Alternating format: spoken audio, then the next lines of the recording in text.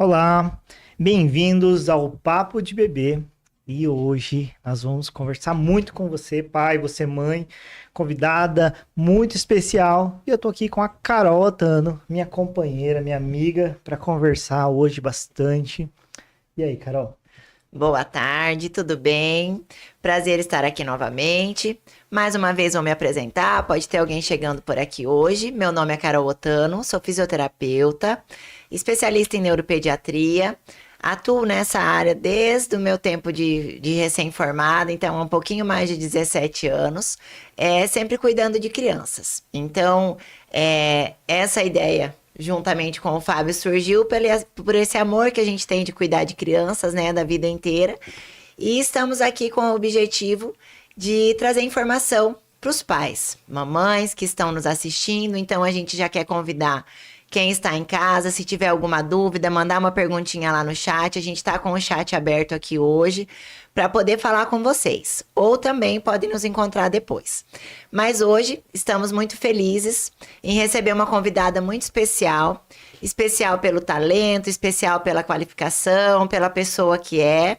Hoje estamos recebendo a nossa colega terapeuta ocupacional, Kelly Hellman. Kelly, seja muito bem-vinda. É um prazer Bem-vinda, te receber Kelly. aqui. Obrigada. E o microfone é seu, pode contar para todo mundo aí quem é você. Então, boa tarde. Meu nome é Kelly Hellman, eu sou terapeuta ocupacional. Estou muito feliz, né, pelo convite de vocês de estar aqui. Estou um pouco nervosa, é a primeira vez que eu participo de um podcast. Então, se eu falar um pouco rápido, vocês me ajudem. Tudo bem. Né? Tô aqui também para tirar dúvidas dos pais, o que é terapia ocupacional, o que eu atuo. Atualmente eu estou trabalhando com integração sensorial e com o conceito neuroevolutivo Bobat. E nessa caminhada, principalmente nesse conceito neuroevolutivo, eu tive o prazer de conhecer a Carol, né, minha colega. E é muito legal estar atuando nessa área da pediatria, né? É um desafio, né, trabalhar com as crianças, com essas famílias, com esses pais, mas é uma área muito especial, porque a gente vê o desenvolvimento dessas crianças, é maravilhoso. Com certeza, né? E assim, eu acho que os propósitos vão unindo vidas no decorrer do caminho, né? A gente não escolhe com quem a gente vai partilhar as coisas, né? É claro que a gente tem amigos, mas profissionalmente, né, os caminhos vão se encontrando, né? E a gente vai se ajustando, né? Kelly, conta então para o pessoal um pouquinho primeiro. Você disse que é terapeuta ocupacional, das suas especializações, né? O que significam essas formações, as suas áreas de atuação, quem deve te procurar, quem são os seus perfis de pacientes. Atualmente, os pais me procuram principalmente quando as crianças têm algum desempenho funcional deficitário. O que isso quer dizer? Quando a criança apresenta alguma dificuldade nas atividades do dia a dia que são pertinentes àquela faixa etária. Então, por exemplo, uma criança que está com dificuldade de se vestir, uma criança que está com dificuldade de se alimentar, de usar utensílios como garfo e faca, uma criança que está com alguma dificuldade na escola. Então, recebo algumas crianças um pouco maiores com essas queixas, principalmente relacionadas às atividades escolares. Uso de tesoura, uso de lápis de cor, de colorir, enfim, nessas atividades escolares também. Algumas crianças também vêm com as queixas do brincar funcional. Então, se a gente for pensar na terapia ocupacional, o objeto da terapia ocupacional são as ocupações humanas. Então, o papel ocupacional da criança é o brincar. Quando a criança apresenta uma dificuldade no brincar, muitas vezes isso também chama atenção. Então, meu filho por algum motivo não consegue interagir com os pares, né? Esse também é um motivo de encaminhamento. E daí, eu como terapeuta ocupacional, a gente olha para essa criança e tenta fazer uma análise de por que aquela criança não está conseguindo participar dessas atividades. Seja ela numa atividade de autocuidado, uma atividade de alimentação ou brincar funcional. E dentro disso, a gente propõe em terapia essas brincadeiras, na sua maior parte, né? Eu sempre falo que eu trabalho brincando, então é muito legal brincar assim com ciência, com expertise, olhando realmente por que aquela criança não consegue desempenhar aquela atividade e pensar em pré-requisitos, principalmente, que a criança precisa adquirir para ter um desempenho adequado. Então, é isso que a gente faz. E assim, Kelly, com quantos anos chega essa criança lá para você?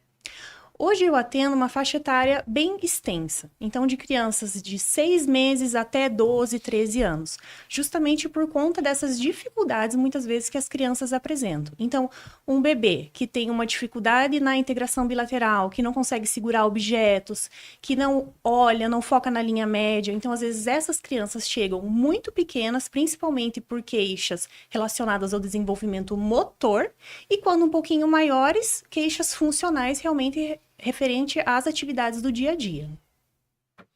Certo. A gente percebe, assim, Kelly, que você tem um sotaque um pouquinho diferente, né? Então, assim, de onde você veio, como você veio parar aqui em Primavera e que bagagem você trouxe daí de onde você veio até hoje, onde você chegou aqui.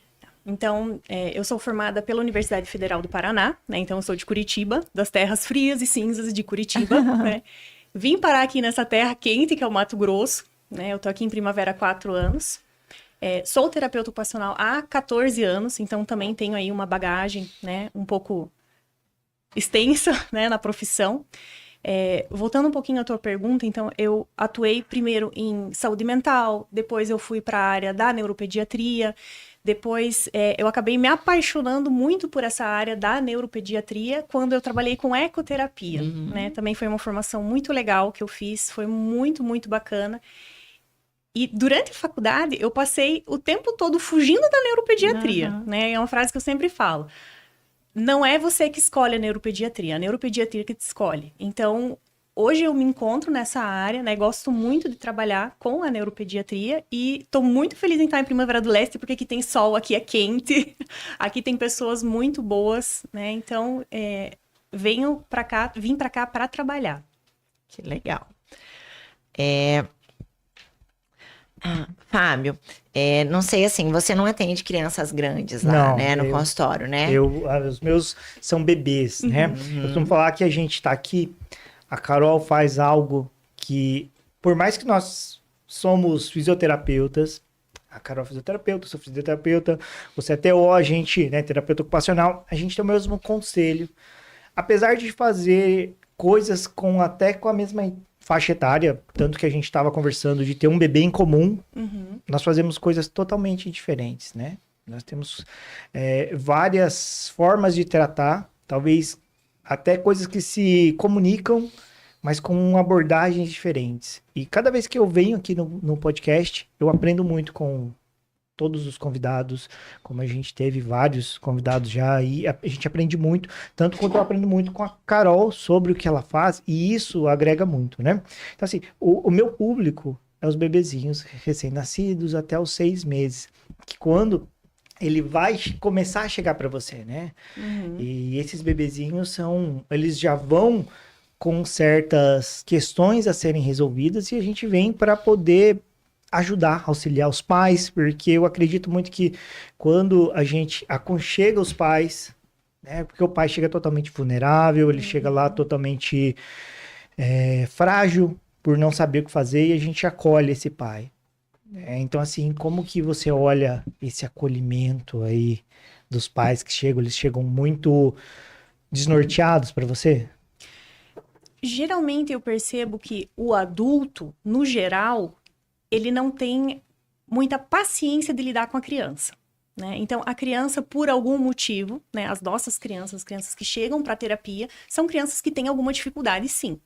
Então, o pai, muitas vezes, ele não tem muita paciência em tentar fazer de outro jeito, ou tentar explicar de outra forma, ou tentar de um outro jeito que não seja aquele que a criança está repetindo. Ou, muitas vezes, o que acontece também é que a criança não consegue lidar com aquela situação, então a criança se frustra, os pais se frustram, e chega todo mundo muito chateado, né, numa sessão de terapia. E até que eles entendam que a gente está aqui para ajudar, para auxiliar, para orientar como isso pode ser feito de uma outra forma, porque as atividades da vida diária são a principal ocupação das pessoas que estão dentro da casa. Então, uma mãe que está passando ali uma dificuldade com o seu filho na hora de vestir, ou uma criança que está tendo dificuldade na hora do banho, uma criança que está... A nossa vida já é muito corrida, então muitas vezes a gente não tem muito tempo para parar e olhar para aquela criança e dizer assim, Por que você não está conseguindo fazer isso? Né? E daí é que entra a minha orientação e o meu trabalho. Olhar para essa criança e explicar para esse pai, olha, talvez ele não esteja conseguindo fazer ou desempenhar essa atividade tão bem por conta desse componente ou elemento, ou por conta do processamento sensorial que não está tão legal. E daí, de novo, retomando, a gente trabalha com pré-requisitos, né? Então, eu vou tentar desenvolver esses pré-requisitos que a criança precisa para conseguir dar conta dessas atividades. E essa orientação para os pais é muito importante, porque toda e qualquer atividade de vida diária pode se transformar num momento de terapia. Né? Então, na hora de trocar a roupa, um bebezinho pequeno, dependendo de como você faz o manuseio da criança, você consegue ali, né, dar um estímulo vestibular, né, que é trocar a criança de decúbito, você consegue posicionar essa criança sentada, ou uma orientação mesmo para a criança se alimentar, pensando também em crianças menores, como que essa mãe vai posicionar essa criança, como que essa criança tem que estar posturada para realizar depois uma atividade de escrita, como que funciona esse desenvolvimento, isso também é muito importante para os pais entenderem. Porque às vezes eles estão cobrando uma coisa que a criança ainda não tá na hora de fazer. Não aprendeu a fazer Isso, ainda. não aprendeu a fazer. Então, eu quero que ele amarre o sapato. Mas muitas vezes a criança não tem motricidade fina, às vezes ela não tem nem controle de tronco. Ela não consegue ficar sentada para desempenhar aquela atividade. Então, é sempre olhar o que está faltando. O que ela faz bem, mas o que está faltando para ela conseguir dar conta daquilo. E essa orientação é muito importante para os pais. E eu acho muito legal, assim, olhando o trabalho da Kelly, no nosso último podcast, eu falei muito sobre o fatiamento do olhar clínico, né? E aí, assim, às vezes eu vejo, porque a gente partilha muitos pacientes, a queixa dos pais, né? Então, vou pegar um exemplo aí da criança não conseguir vestir a roupa. Quando a gente fatia para os pais o movimento que a criança tem que fazer, e aí, principalmente, a gente aponta onde a criança não está conseguindo, parece que os pais se tranquilizam e daí eles conseguem se acalmar e eles conseguem conversar com aquela criança. Porque, assim, eles esperam só o resultado final. Vista-se, né? Vista-se criança. E a criança tá ali dizendo que ela não sabe como começar. E aí, às vezes, a gente fala, para ele se vestir, né? Ele vai precisar... Primeiro, segurar com as duas mãos, ele vai ter que ver qual que é a frente, qual que é atrás, ele vai precisar saber qual braço começa, e aí a gente demonstra a quantidade de movimentos que essa criança precisa fazer. Aí os pais, primeiro, eles entendem o tanto que é difícil se vestir, né? E aí depois eles entendem o porquê que essa criança não tá fazendo, e enfim, e aí começa uma comunicação de tanta qualidade entre a criança e os pais, né? Você estava falando um pouquinho antes também, né, da diferença das abordagens, e eu estava aqui pensando, né, no que podia nos trazer parecido, né? A nossa questão, assim, de bebês é muito forte a linha média, né, para todos nós, né? E aí, a questão de linha média para o Fábio, osteopata, é uma visão de tratamento totalmente diferente da minha e totalmente diferente da sua. E que sem as três juntas a gente não vai, né? Então, assim, é muito legal isso, né? Porque daí, assim, a gente consegue explicar para os pais, essa criança não tá trazendo as mãos à linha média porque tá com uma rigidez de cintura escapular, mas porque também precisa fazer transferências para daí sim poder ganhar função, né? É interessantíssimo isso quando fala de aprendizado, né? É uma questão que a gente vai falar com os pais é sobre o cocô, né? Todo mundo chega lá e fala com o bebê, pô, né, nos 2 anos, ali não sei quando vai desfraldar, né, não é minha área. Aí você fala, você não pode fazer cocô. Você não pode fazer cocô fora da fralda, né? Você tem que aprender a segurar. Mas quando eu chego lá pro bebê, eu quero que ele faça cocô. E as técnicas são para ensinar os pais a fazer. Esse bebê tá ainda criando as conexões neurais, ainda o cérebro tá fazendo as automações. E o pai pergunta, mas como eu faço, né? O que vai resolver? Não vai existir um clique mágico que o bebê vai fazer. E vai ser um aprendizado. E quando ele vai crescendo, vai chegar na fase que vocês vão estar dando a função para aquilo. E é muito interessante como a gente pega muitos bebês que eles têm essa questão de não fazer o cocô, que é o que chega para mim. Tem disquesia. Que já é uma Você sabe o que é disquesia, Kelly? Eu aprendi aqui o que é disquesia, Fábio. Fale o que é disquesia. Exatamente. Então, assim, a disquesia é o bebê que ele tem dificuldade para evacuar, né? Então, ele não consegue aprender como contrair uma parte do intestino e relaxar a parte do assoalho, os esfíncteres, porque não é automático ainda. E tudo isso, quando se torna maior, né, vão ser comandos diferentes do que o pai vai dar para o bebê, né, ou para a criança já, que ele não pode mais fazer cocô nas calças. E como que fica tudo isso na cabeça? Se ele está aprendendo a fazer, daqui a pouco ele não pode mais. Com outras coisas também, que acredito que vocês vão trabalhar, aquele pouco mais... por exemplo, o desfraude, né, na função motora, né? Uhum. A gente sempre fala, né, sobre o pular, né?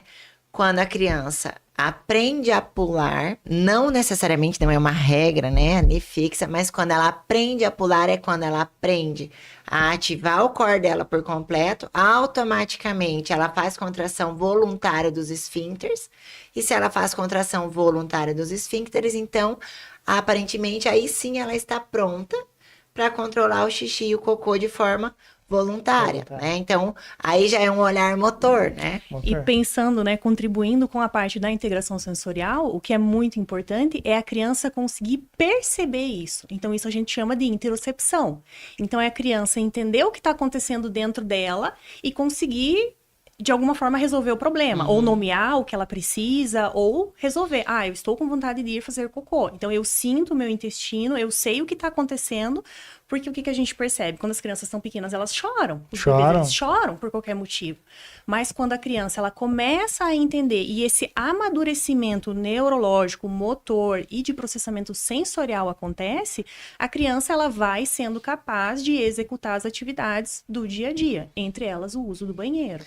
Eu sempre falo, né? A gente tem todo um ciclo de aprendizado e todo mundo quer, às vezes, pular um aprendizado, né? Na grande maioria, comigo, é assim. O bebê chega lá, os pais querem que ele fique em pé. Eles não querem colocar no solo. Eles já querem a ação do caminhar. Porque entra-se numa certa evolução que quando você caminha, você evoluiu bem. Tá pronto pra vida, Sim. né? Eu já aprendi muita coisa com a Carol, que assim, você perde muita coisa nesse meio tempo. E na minha visão primária, ontem ainda estava conversando com o pai, mandou uma mensagem para mim, falando assim, Fábio, eu posso ou não posso? E eu falei assim, depende o que é, né? Não posso chegar lá e querer que o meu bebê fique em pé se ele tem 3 meses, porque os reflexos vão fazer a perninha endurecer, e daí você coloca, mas isso eu posso dar uma alteração, né, na cabeça do fêmur, posso dar uma alteração no coxo femoral, e ele não tá pronto para isso, porque ele não precisa disso. Ele não precisa, por que eu vou estimular antes, né? E isso acontece de você ter percas, né, Carol? De ter percas lá no futuro. Sim, E isso é muito importante da gente sempre ressaltar para os pais, assim, não precisa ter pressa.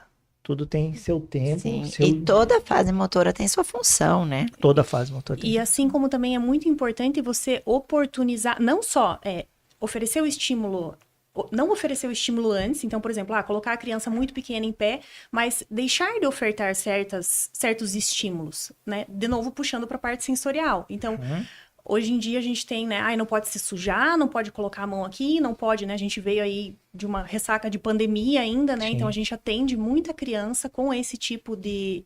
Sem experiência. Sem experiência, sem vivência mesmo, porque realmente essas mães, não pode. E às vezes acaba privando a criança dessas experiências.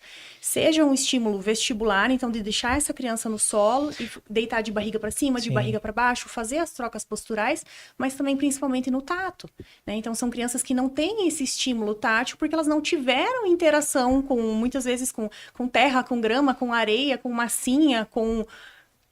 primo catarrento, né? Elas não têm essa vivência, essa experiência. E isso também a gente nota que depois lá na frente faz falta. Então, aquela criança que você segura e ela não quer pôr o pé na grama, é isso que a gente está falando. Pode ser. Na areia, pode na grama. ser, né? Então, se a gente for pensar, então, nos padrões de disfunções sensoriais, a gente tem dois padrões distintos. Então, a gente tem as crianças que têm uma dificuldade na modulação e tem crianças que têm dificuldade na praxis. O que isso quer dizer? As crianças que têm dificuldade na modulação, por exemplo, são essas crianças que elas não gostam, elas têm aversão aos estímulos diversos táteis ou vestibulares de uma forma exagerada. Então, o que isso quer dizer? É uma criança que apresenta uma reação muito exagerada frente a um estímulo que não deveria ser daquela forma. Então, ela apresenta uma reação de fuga, de medo, de congelamento ou choro excessivo frente a um estímulo mínimo. Então, às vezes, é um contato com uma areia ou uma água que caiu na roupa, ou às vezes, quando a mãe vai colocar essa criança no berço, ela chora muito. Quando a criança vai tomar banho, ela chora muito. Esses bebezinhos. Então, eles normalmente já vêm com esse tipo de queixa. Eu lembro que quando meu filho era pequeno, ele não gostava quando a gente tirava ele do colo e colocava no berço. Ou ele não gostava quando o cachorro vinha e chegava perto dele porque o pelo do cachorro... Então, a gente percebe essas queixas desde muito novo, desde muito cedo. Já as crianças que têm essa dificuldade na praxis são essas crianças que a gente vê quando bebês, mais desajeitadas. Então, ele não conseguia segurar o brinquedo, ou ele não conseguia rolar. Explica aí para todo mundo o que são praxis, fazendo favor. Praxis, vamos ver então. As praxis, elas são as habilidades e a capacidade que a gente tem de fazer um ato motor. Então, primeiramente, a gente tem que pensar na parte cognitiva do movimento. Então, para realizar qualquer movimento, eu preciso ter uma intenção, né, nessa minha ação. Dentro da praxis, a gente tem o planejamento, a ideação e a execução. Então, o que a gente percebe? Às vezes, as crianças, elas não têm uma boa ideação do que eu posso fazer com aquele objeto. Então, é aquela criança que se entedia muito fácil, que tem que ter sempre um adulto do lado dela para brincar, que não consegue imaginar, fazer de conta, pegar uma pedrinha, pegar um carrinho, pegar e criar uma história. Depois disso, a gente tem a parte do planejamento. Então, são as crianças que têm dificuldade, por exemplo, em resolver algum problema, de novo, pertinente à idade. Então, o carrinho caiu atrás do sofá. E a criança, ela simplesmente não sabe como resolver aquele problema. Então, se ela se abaixar, entrar debaixo do sofá e pegar esse carrinho, ok. E, por último, o planejamento. Então, são essas crianças mais desajeitadas. Então, você percebe que ela sabe o que ela quer fazer, mas motoramente ela não dá conta. Né? Então, é todo esse processo, desde a parte cognitiva até o ato motor. O que a gente vê é o ato motor. Né? Então, essas crianças muito desajeitadas ou essas crianças que têm essas reações exageradas são as crianças que chegam até a mim no consultório. Tá, só uma questão, né? Quero aprender mais também. Só chega crianças, digamos, que não tem algo muito grave, né? Porque é mais fácil das pessoas entenderem. Uma patologia grave, uma queixa grave, ou vai chegar uma criança que somente ela tá com uma dificuldade nessas questões? Para você. Hoje o público é bem variado. Né? Então, se eu parar para pensar nos meus pacientes que eu atendo pelo conceito neuroevolutivo Bobat, que são as crianças motoras, são crianças que realmente têm muitas dificuldades, principalmente nas posturas. Então, tanto de fazer as trocas posturais, de manter as posturas e, consequentemente, participar das atividades do dia a dia. Elas têm alguma patologia? Sim, paralisia cerebral, microcefalia, isso.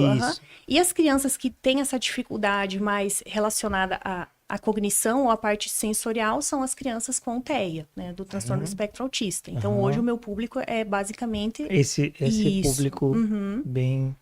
Porque quando a gente... Ainda existe muita dificuldade das pessoas entenderem essas questões, né? O que eu faço com o meu filho? Porque chega para mim, as mães perguntam muito... será que meu bebê tem alguma coisa?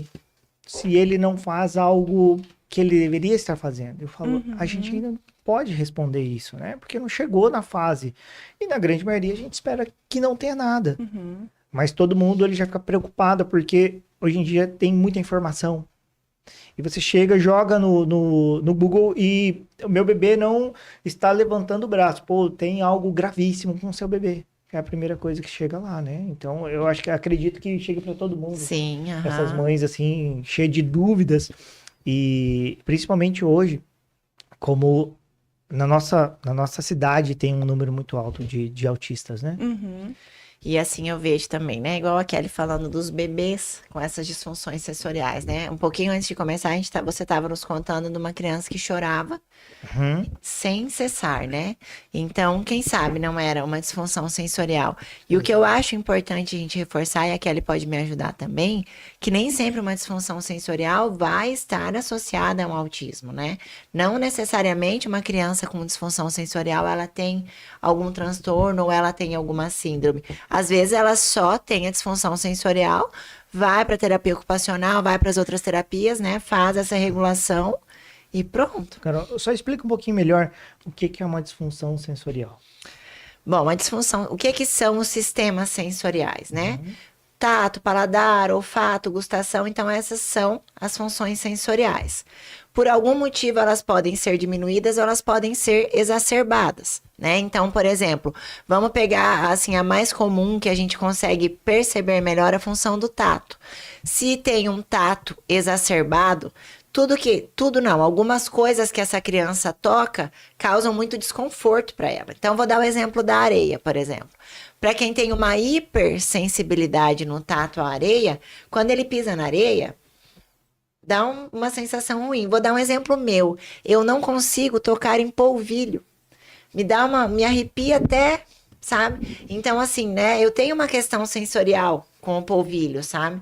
Todo mundo tinha na escola, quando o giz, né? Que a gente, né, jovens, estudava com giz, que o giz fazia aquele barulho, dava um desconforto, assim, sabe? Uma questão. É isso que essas crianças sentem, só que potencializado, sabe? Então, assim, e aí, assim, é triste da gente pensar que quando não tem informação, pensa assim, não, é só pôr na areia que ele vai acostumar. Gente, coitado, eu penso se me colocarem dentro de um caminhão de polvilho, vou morrer, entendeu? Me arrepia só de falar. Então, assim, precisa ser tratado, né? Então, assim, isso pode ser no gustativo, então no oral, né? Uma textura, a criança não suporta aquela textura, sabe? Então, assim, não é colocando lá que ela vai se acostumar, né? A Kelly pode ainda me ajudar a falar bem melhor dessa parte, né? Então, isso entra exatamente nos transtornos de modulação. Então, são crianças que têm respostas muito exageradas frente a um estímulo. E isso a nível de sistema nervoso central. Então, às vezes a criança ela vai te dar uma resposta que não é, né? Às vezes os pais falam, ele é fresco, né? Mas você tá vendo que a criança ela fica pálida, ela começa a suar, às vezes ela vomita, né? Ela perde o controle de esfíncter. Então, isso é básico da neurologia, né? Não é uma criança que, eu não toco porque eu não gosto. Porque pensando em preferências sensoriais, todos nós temos.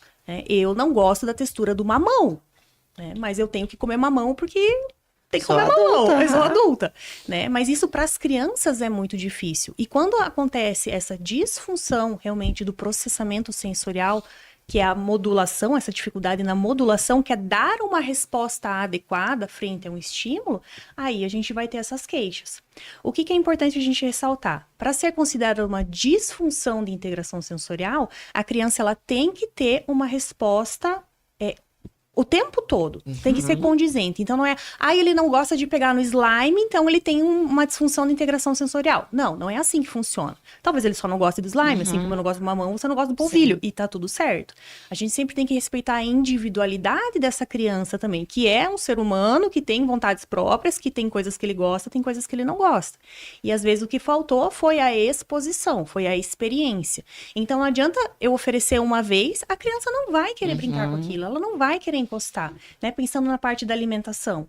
Quantas vezes a gente tem que expor essa criança a esse determinado alimento para que finalmente ela tenha interesse? O que a gente tem que pensar também é que às vezes não existe essa experiência em casa, né? Então a gente recebe no consultório muitas vezes crianças com queixas, daí você pergunta, mas e o pai? O pai faz? O pai senta e brinca? O pai consome aquele alimento? Não. A criança pode pegar o alimento na mão? Não pode. Ela pode amassar, ela pode pôr na boca, ela pode devolver, porque assim, aí tem que olhar, né, a riqueza de coisas acontecendo enquanto ela tá acontecendo ali, né? Então, tipo, ela pode pôr a mão no prato e ela pode amassar, ela pode jogar água, ela pode descobrir a textura daquilo ali, ela pode se acostumar com aquilo? Não, ela nunca pôde, aquilo só foi direto na boca dela. Então, assim, é invasivo, né? Então, assim, né, vem como se fosse uma explosão de informação, ela não tá pronta e ela rejeita.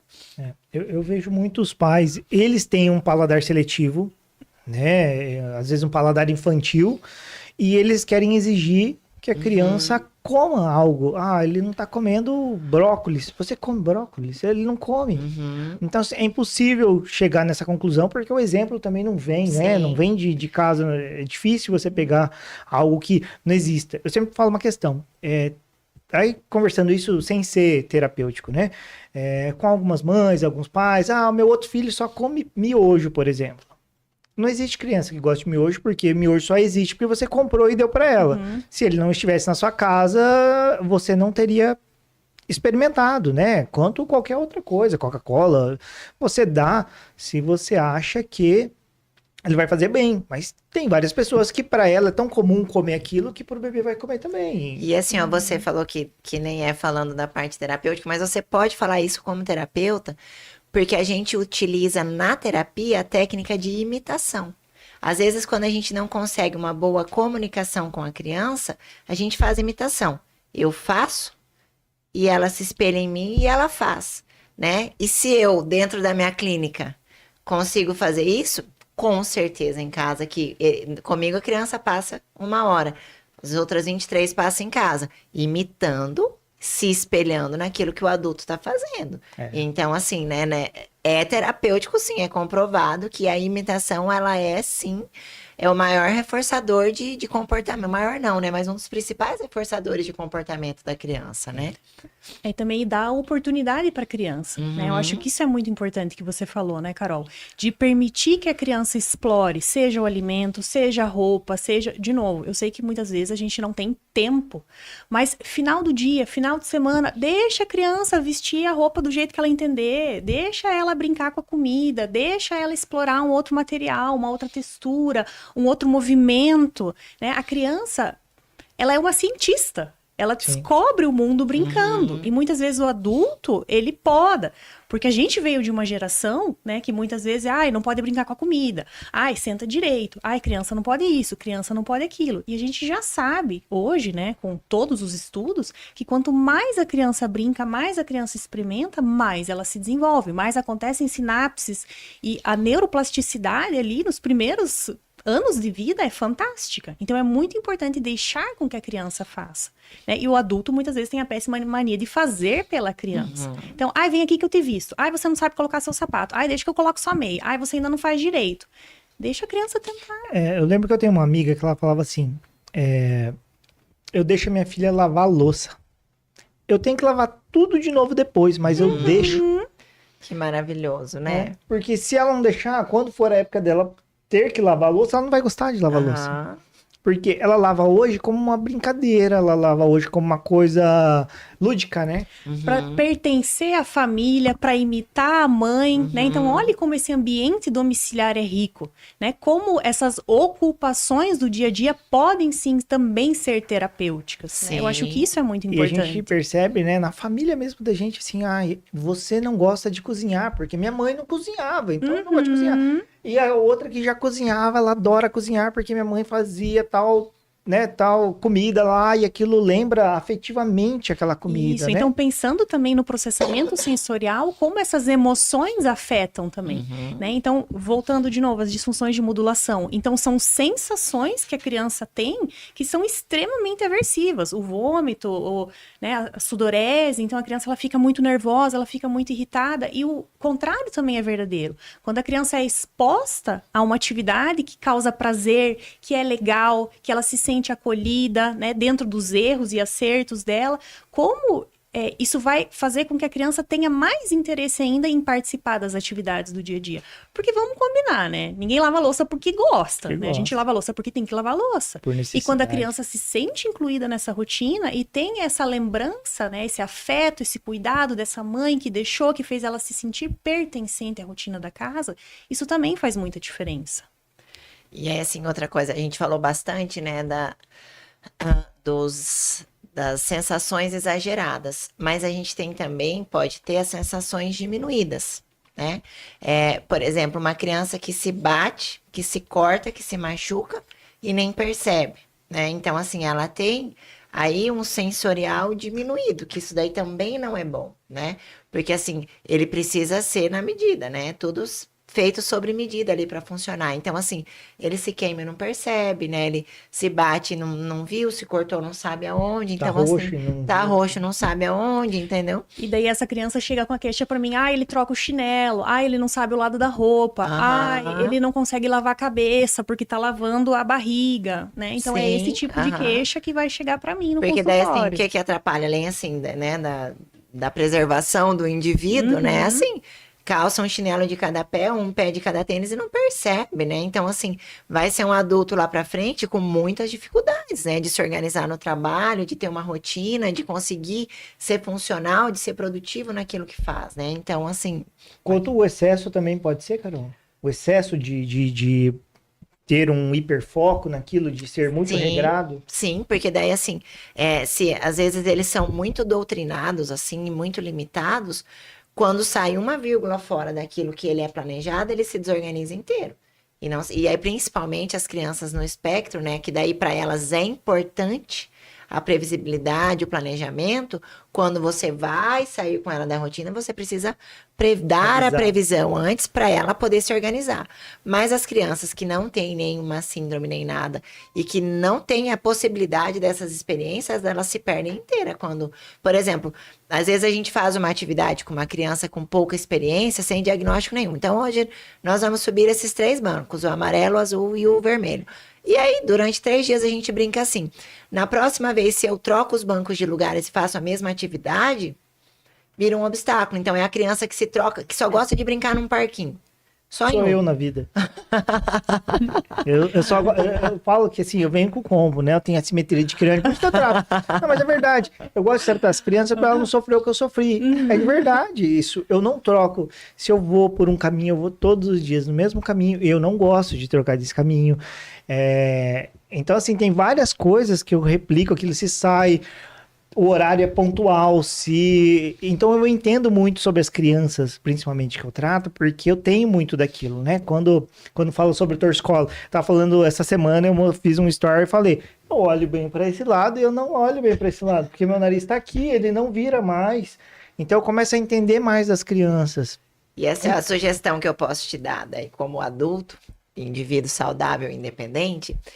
Isso te limita, isso te atrapalha? Por exemplo, o fato de você ir por o mesmo caminho sempre. Não, para mim, eu estou programado para aquilo. Então, mas assim, ó, algumas vezes te causa ansiedade, por exemplo, se você tem que passar na farmácia antes de ir ali, aquilo te incomoda? Muito, muito. Então, você Muito. precisa.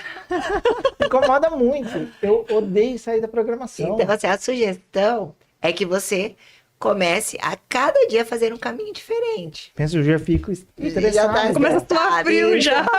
Não vou trabalhar, então eu não vou trabalhar. Se sair, isso é verdade. Se sair do horário, esses dias, eu sempre acordo no mesmo horário. E eu sei assim, eu tenho que fazer a ação, eu não posso esperar. Então, tocou o despertador, a única coisa que eu faço é levantar. Eu não penso, eu não reflito, eu não vou fazer nada, eu vou levantar, eu vou executar aquilo. E o horário tem que ser aquele. Esses dias acabou que não tinha despertador e eu acordei 15 para 6, mas eu só vou atender às 7. Para mim eu estava atrasado, porque ele não tinha aquela rotina, né, daquele horário exato. Então eu acelero para chegar dentro do meu cronograma para eu estar lá no consultório antes das 6:30, né? É que a rotina ela nos traz muita segurança, né? Então você saber o que você vai fazer, que horas você vai fazer, que caminho você vai pegar, né? Mas aí que nem a Carol falou, isso te traz um prejuízo funcional. Eu não consigo ir trabalhar hoje porque eu tenho que passar na farmácia. Você pode até ficar nervoso, você pode ficar chateado, você pode não gostar, você pode torcer o nariz, mas não te impede de fazer o seu trabalho, né? Eu acho que isso é muito importante a gente falar, né? Que muitas vezes, a criança se desorganiza, mas ela se desorganiza a ponto de não conseguir participar o resto do dia. Poxa, aí tem alguma coisa errada, né? Não, a criança dá uma reclamada e vida que segue. Tá tudo bem, a gente também reclama de vez em quando. Sim, porque daí assim, o ponto assim, é tão grave ao ponto de você ir na farmácia, ter que voltar em casa e começar tudo de novo? Não, porque aí sai do meu cronograma. Então, assim, porque aí, assim, por que eu pergunto isso? Porque a gente tem indivíduos adultos que às vezes têm diagnóstico e não foram diagnosticados ou que têm algumas condições que causam esse tipo de dificuldade. né? E é o que a gente falou, que você acabou de falar, que você trata os bebês para eles não passarem por isso, mas vários adultos não foram tratados, Sim, vários né? adultos. E aí assim, a questão com textura, com alimento, com sabor, né? Com rotina, com cores, né? Ah, eu só gosto de usar preto, E né? quantas vezes, quando você tá fazendo anamnese com os pais, você começa a perguntar: ai, teu filho tem essa dificuldade? Teu filho tem essa dificuldade? Aí a mãe para e fala: nossa, parece que você tá descrevendo meu marido. Parece que você tá descrevendo o vô da criança. Então, quantos adultos que não tiveram esse olhar e esse diagnóstico, muitas vezes porque a gente sabe que tem muito adulto sem o diagnóstico, né? Que não foram olhados, né? Porque Era daí, criança assim, fresca, era criança estranha. porque daí assim, ó, um pai que só sabe fazer o mesmo caminho, vai sempre no mesmo parquinho com o seu filho. O que vai acontecer automaticamente com essa criança? Ela vai se adaptar a brincar ali. O dia que essa criança precisar brincar em outro parquinho, não é porque ela, né, ela foi treinada para brincar só ali, né? Então, assim, né, vai se Mas repetindo. eu falo, mas é verdade, eu sofri muito. Não, mas a gente entende. Na infância, eu falo, porque assim, tudo isso são coisas que aconteceram, eu vejo falando, acontecia muito na infância, né? A questão de trocar, tipo, até adulto, eu tive que lutar muito contra algumas coisas. Por exemplo, ir em algum lugar que eu não conhecia ninguém. Eu não ia. Eu não ia, porque eu não conhecia uma pessoa. Eu não ia. Vai que ela vai conversar com o outro. Aí não tem. Acabou. Então, isso eu tive que superar. Então, muitas coisas dessas, dos bebês, das crianças que vão passando, eu falo assim, pô, eu me identifico até, converso com a Regiane, sabe a Regiane, Sim. né? Eu falo assim, eu acho que eu sou autista, né? Porque eu tenho uns traços, assim, da Fafá, você tem uns toques, assim, uns tiques, né? Que não, coisas assim que eu não consigo ver cabelo no chão. Não consigo. Se eu ver um cabelo no chão, eu tenho que retirar aquele cabelo do chão. Então, é uma coisa que isso interfere. Mas hoje eu aprendi a lidar com aquilo. Mas você tem que ver assim, né? Daí pra gente parar de te criticar só pra gente finalizar. Você tem que ver se você aprendeu a lidar com isso, se você realmente lida bem, ou se você adaptou tudo ao seu redor pra você viver bem. E aí... Eu adapto. Então, mas Claro, aí... eu adapto. Eu tenho um aspirador. Ele precisa ter o controle da situação o tempo todo ali. Controle da situação. Tá, Exatamente. então vamos lá. Kelly, outra coisa que eu vejo bastante também, até na questão dos encaminhamentos e tudo, assim, de outros profissionais, a diferença entre fisioterapia e terapia ocupacional, certo? Porque, assim, às vezes, né, quantas vezes chega alguma criança para eu avaliar e lá na conversa com a mãe eu já falo, não, eu acho que essa criança não é para vir para mim, é para ir para TO. Então, explica, assim, de uma maneira bem, assim, simples para quem tá em casa saber, ó, não... Fisioterapeuta é isso, terapeuta é isso. Se seu filho tiver isso, ele vai para terapia ocupacional, ou ele vai para fisio, ou precisa dos dois, né? O que a gente vê na maior parte é uma criança, porque como as nossas crianças chegam com prejuízo em várias áreas, então ela vai precisar de vários profissionais. Da fono, da psicóloga, da terapeuta ocupacional, do fisioterapeuta, né? Mas assim, pensando, a criança tem uma dificuldade funcional, então nas atividades do dia a dia, é o terapeuta ocupacional que vai ajudar essa criança. Se ela tem uma disfunção motora, vai para o fisioterapeuta, né? Eu posso ajudar nas disfunções motoras? Com certeza, porque as disfunções motoras, elas vão gerar um desempenho funcional deficitário. Então, se a criança não consegue sentar, ela não vai conseguir ficar para uma atividade de alimentação, por exemplo, né? Mas basicamente as crianças elas chegam realmente com essas dificuldades funcionais ou com queixas sensoriais. Então, essa criança que não gosta, que não explora, que não toca, que não experimenta, né? São essas as crianças que vêm encaminhadas para mim. Mas o que é muito legal é esse trabalho em equipe, né? Porque isso na nossa conversa, na nossa troca, muitas vezes a gente vê, poxa, mas essa criança podia se beneficiar também do tratamento da fisioterapeuta. E a gente encaminha, né, para a área que pode ajudar de uma forma mais pontual ali. Eu não sei se você concorda, mas eu sempre explico para as famílias assim, né, que a fisioterapia, ela vai trazer dentro das condições da criança os marcos motores. Então, a fisioterapia vai ajudar ele a conquistar o desenvolvimento dele. E a terapia ocupacional vem em cada marco motor dando habilidades, dando funções e dando oportunidades de independência, mesmo que seja aos 3 meses de vida, que seja aos 6 meses de vida.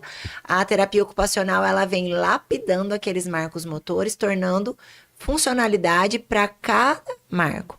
Para que quando ele seja um indivíduo que esteja caminhando, por exemplo, que ele esteja com todas as habilidades prontas, que não seja um indivíduo que consegue caminhar, mas que não é capaz de segurar um trinco, abrir uma porta ou de fazer alguma coisa. Então, que a gente vem caminhando junto, desenvolvendo, né, esses marcos, né?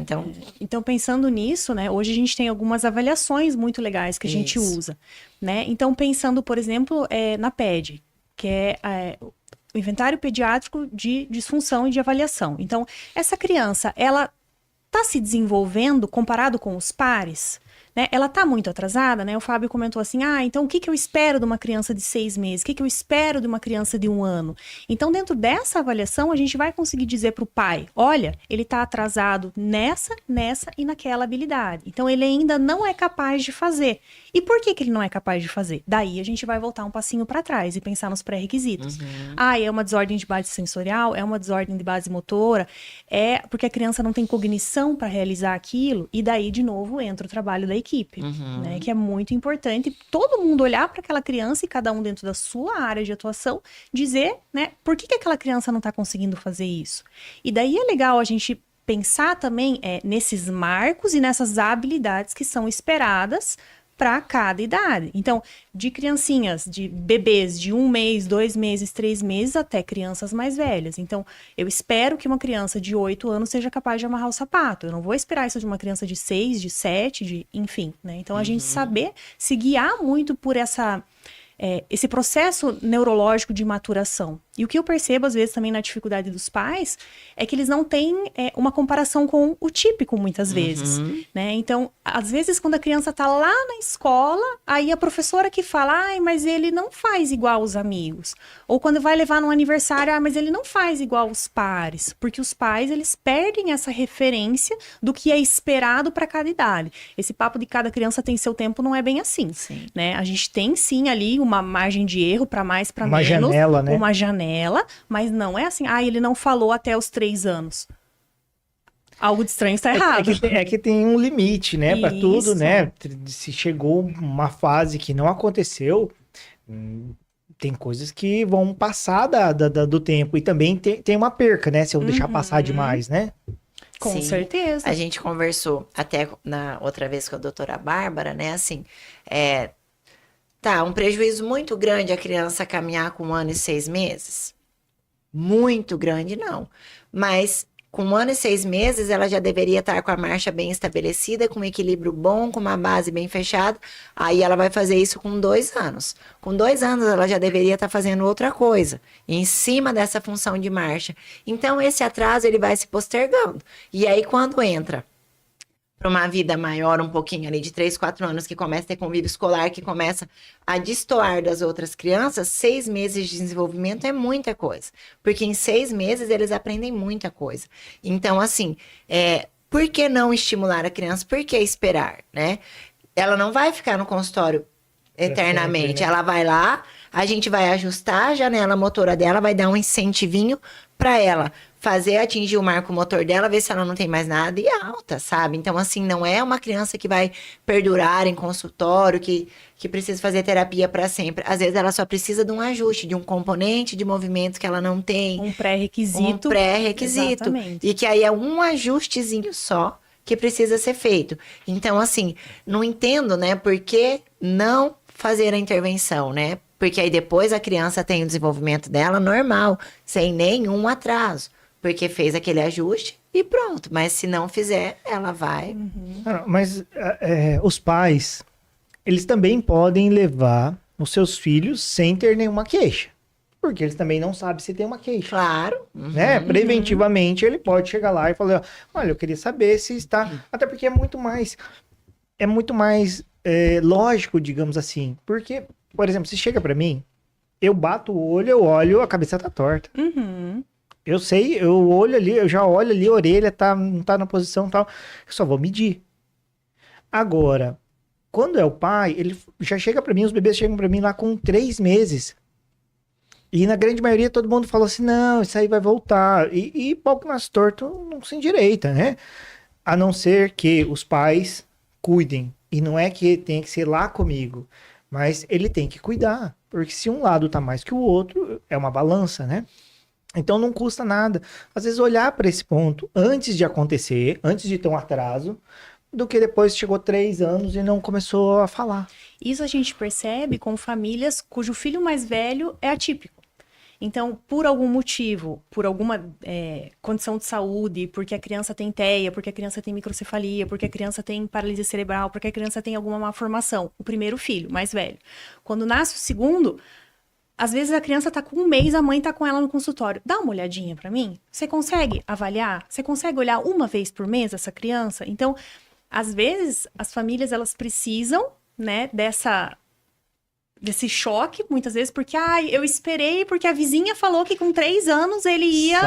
melhorava, né? Melhorava. Porque isso ia passar. E muitas vezes não. E daí a gente perdeu essa janela de oportunidade ali de neurodesenvolvimento. Sim. E quando nasce o segundo filho, já é na primeira semana, estão lá no teu consultório. Dá uma olhada. Isso que eu vejo. O primeiro filho teve assimetria, o segundo já vem quando nasceu. Primeira semana, Fábio já queria que você desse uma olhada, porque se torna muito mais fácil de já organizar tudo aquilo ali para não ter que passar pelo que passou. Com certeza. É isso mesmo, eu concordo plenamente. E assim, né, sempre eu reforço, né, que o nosso objetivo aqui é esse, né, assim, de levar todo tipo de informação de qualquer tipo profissional para que os pais não se sintam inseguros, né? Hoje mesmo foi tão engraçado, assim, uma amiga me mandou mensagem. Não sei se eu tô exagerando ou não, mas o chinelo da minha filha, um tá muito mais amassado que o outro. Sou louca. Ela falou assim, eu falei, não, ela tá pisando errado, tá fazendo uma descarga de peso e tudo. Então, assim, né, que as famílias saibam o que olhar, saibam o que procurar, porque, assim, não tem receita para ser pai e para mãe, a gente vai aprendendo, né, com a vivência, mas se souber, né, que o terapeuta ocupacional pode ajudar em tais questões, que o fisio em tal, que o fisioterapeuta osteopata em tais funções, pelo menos se eu tiver alguma dúvida, eu sei aonde ir, né? Porque assim, né, às vezes vai ao médico e a criança tá saudável. Então, tá saudável, né? Mas o fato dela estar saudável não quer dizer que ela não esteja com dificuldades, né? E aí, às vezes, cabe à família buscar um profissional por conta própria para poder, né, ter essa tranquilidade de acompanhar esse desenvolvimento, né? Ver se está bem ou não, né? E aí, então, estamos quase finalizando, né? Mas eu tenho mais uma pergunta ainda para Kelly. Fábio, você quer perguntar mais alguma coisa? Não, só queria falar assim, que aqui na nossa enquete, as maiores dúvidas vêm do atraso no desenvolvimento. O que você tem para falar sobre o atraso do desenvolvimento aí? Eu acho que reforçando isso que a Carol falou, né? Se você percebe que tem, né? Porque a gente sabe, né? Bate o olho ali, poxa, não tá tão bom, né? O movimento não tá tão harmonioso, ou será que não deveria estar melhor, né? Se tiver essa dúvida, leve para um profissional, né? Da área da reabilitação e da habilitação, né? Porque que nem a Carol falou, às vezes o médico diz e não, né, realmente tá nos marcos ou tá tudo certo, mas às vezes a qualidade do desempenho, né, o refinamento, a gente pode ajustar isso. E às vezes com, né, a Carol eu vejo muito isso, às vezes com lá 5 sessões de físio, ela dá alta para criança, né, porque é realmente só um toquezinho que a criança precisa para deslanchar. Sim. Tá. E assim, né, a gente parece que tá agora invertendo um ciclo. Até um pouco tempo a gente tem até hoje, mas a gente tinha muita informação e essas mães recebiam todas essas informações e saíam procurando tudo que viam através dessas informações. E agora parece que o ciclo tá ficando diferente. Eu não vou procurar nada porque eu não quero parecer essas loucas que ficam procurando tudo. E aí estão vendo ali que as crianças estão com algumas coisas e falam, não, mas deve ser da minha cabeça, porque eu fico vendo muita coisa.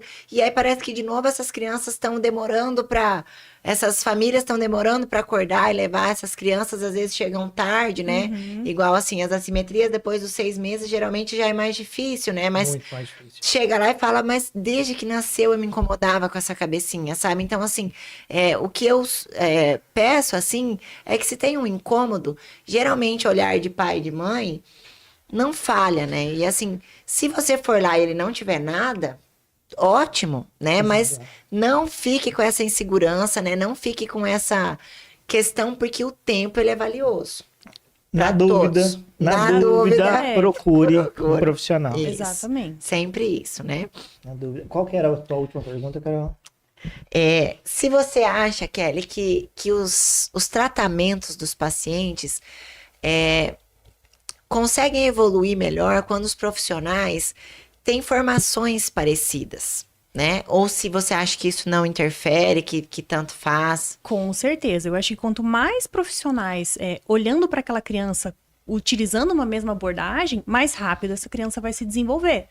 Né? Então, se eu estou olhando para o paciente, estou vendo, está faltando um alinhamento, ou está com desequilíbrio muscular, ou está com déficit nessa atividade por conta dessa dificuldade. Então, quanto mais profissionais olhando para essa criança com uma mesma abordagem, mais rápido ela vai se desenvolver. Uhum.